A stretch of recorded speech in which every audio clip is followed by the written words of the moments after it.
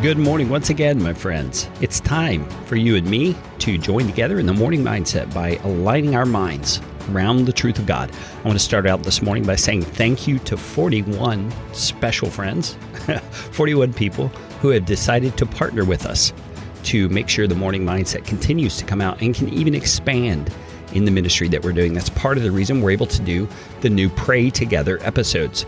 If you would like to learn how you can become a partner of us with the morning mindset, check out the description of this episode.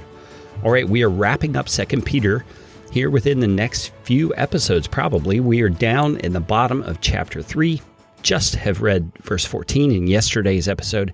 And today we're going to revisit verse 14 because there's a concept that I want to touch on that Peter makes very clear. Let me read the verse again and then we'll talk about it. It says, "Therefore, beloved, since you are waiting for these, be diligent to be found by him without spot or blemish and at peace." Now, Peter is referring to the fact that Jesus is returning. And upon his return, he's going to do a lot of amazing things, among which are destroying the current heaven and earth and creating a new one. He's coming to give us the fulfillment of all of his promises.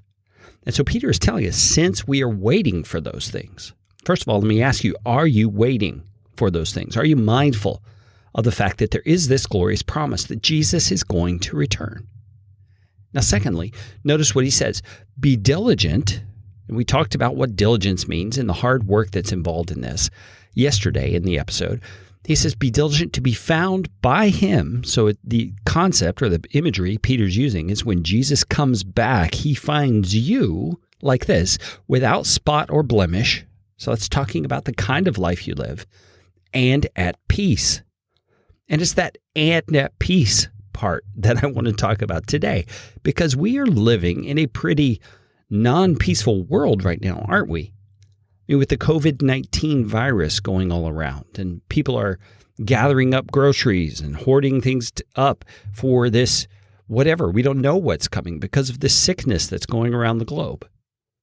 But my friends, do you notice what Peter says here?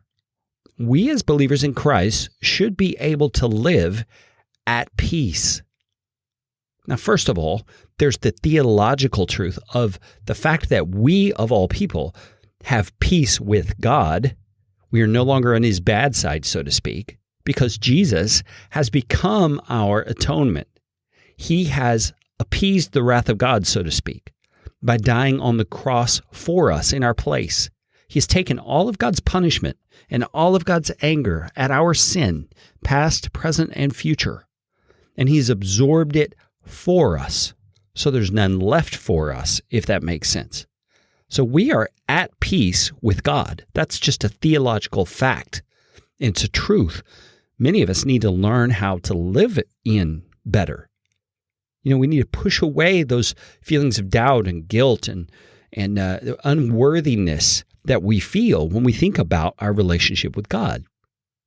And instead, we need to, by faith, accept the fact that we are at peace with God. But there's another sense of peace I believe that Peter is talking about here, because he lived in a world where persecution happened against Christians, where hard times were the daily lot in life that they experienced. And he's saying we can be living at peace.